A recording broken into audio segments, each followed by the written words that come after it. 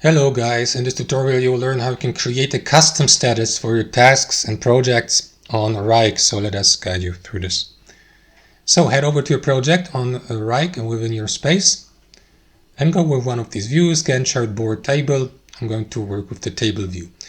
So here guys, in the list of your tasks you will see the status column, so you can assign a status to each of your tasks and subtasks by clicking into it and by selecting one of the preset and available statuses here. However guys, if you'd like to create a custom one, choose edit workflow here.